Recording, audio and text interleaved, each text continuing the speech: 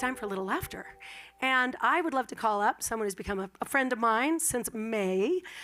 Dave Flink is actually an author. He's a CEO. He's the founder of Neurodiversity Alliance. And he really celebrates and champions people who think differently and the brilliance of them.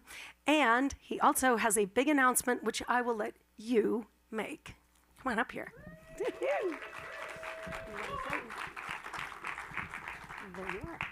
Thank you. Indeed, we became very fast friends. Can I grab that clicker? I didn't know I was going to make this announcement here, but I'm happy to. I found out a couple of weeks ago that Jeff Bezos wanted to give me $5 million because I received the Courage and Civility Award.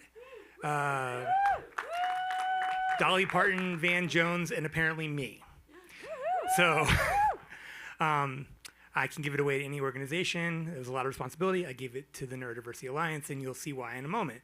So when I was asked to come and chat, I said, well, what do they want to know about me, and how can I be useful? I loved all the ADHD references. As a kid, I have ADHD and dyslexia. As a kid, I struggled a ton in school, so that's me performing a magic trick in the middle of class when I'm supposed to be reading. The follow-up was me lighting a fireball, which got me sent to the principal's office and almost expelled. In college, I don't know why that picture is black and white.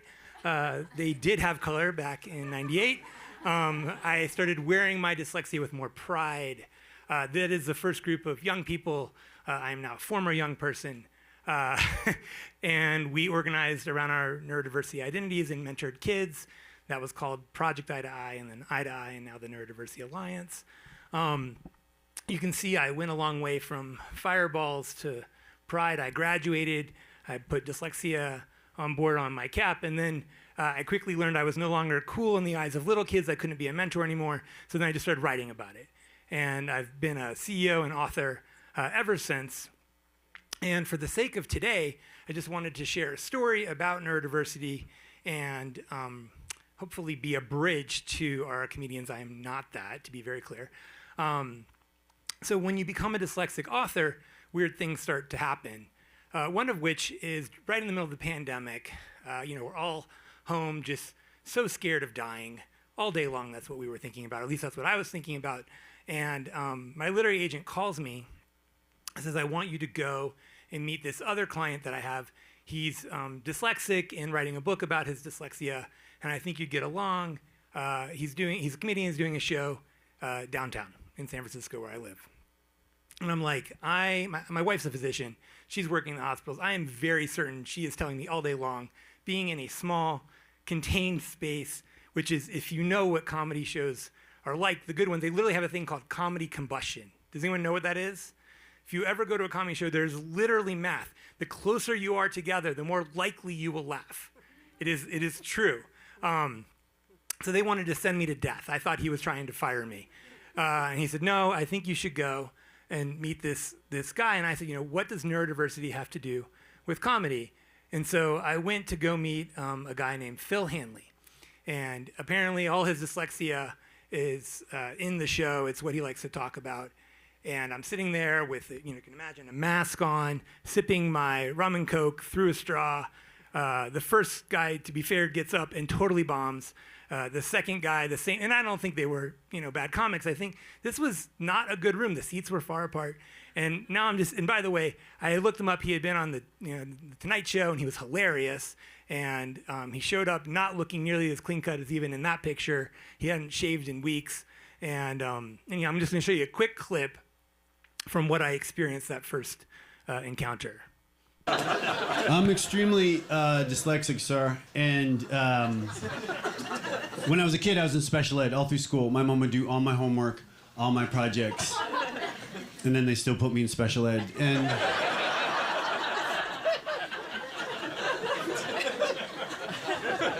my sweet mom would always say to me, there's nothing to be ashamed about being in special ed. And I'm glad she felt that way, because technically she was in it too.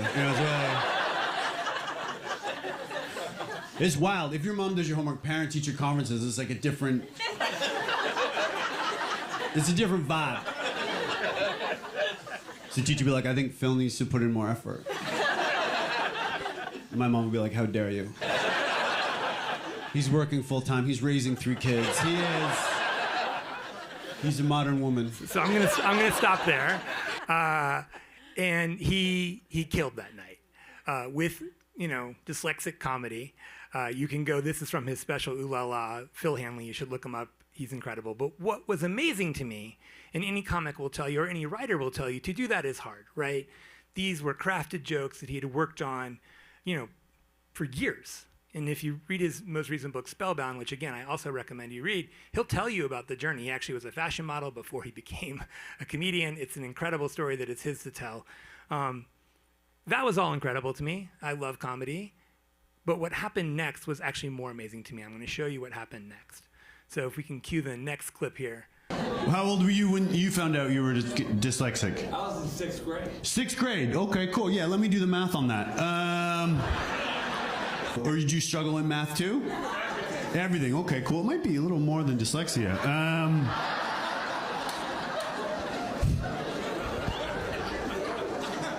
Were you in special ed, sir? Did they put you in special ed? I was in special ed. They pulled me out. Wait, they pulled you were in special ed and they took you out? Well, I was in the regular class, and they took me. It put you in special ed? Yeah. Oh, okay, cool. That's what I meant by did they put you in special ed? It's not a good education, special ed education, is it, sir? I teach it now. You teach it? Oh. You have to laugh. What's that? You have to laugh. I have to tell jokes, you have to laugh.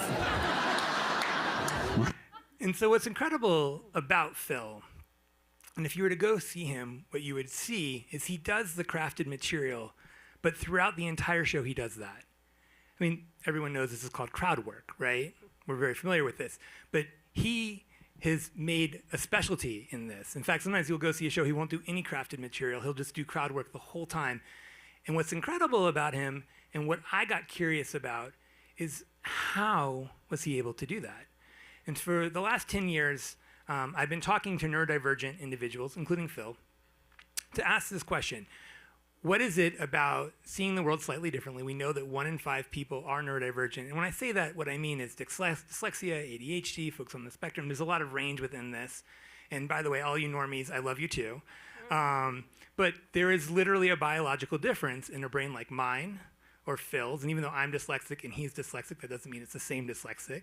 I was talking to Sage earlier, and Sage has ADHD and I have ADHD, and that doesn't mean we have the same ADHD. I don't even know if Sage is over there anymore. I'm just pointing off in that general direction. But we became fast friends. Or Manny, we haven't talked yet, but we could figure it out, right? And so I sat down with him, and we started having an initial conversation. And from that, I went to about 1,000 people and interviewed everyone from, NYPD cops to, comedians. And what I learned, and I'm just going to talk to you about Phil's brain, is that in fact there is a reason why he can do what he can do. So what I saw was him taking visual cues from the audience and quickly turning that into comedy. And the reason why he's actually able to do that is his whole life he struggled with reading and spelling. So as an adapted measure, he started figuring out how to communicate what he was seeing in the world with his eyes. This was language, this was body language. In the show that I saw, there was somebody who was cold, but they were wearing shorts, and he made a whole thing about that. And what this means for us is that we can talk about nature and nurture.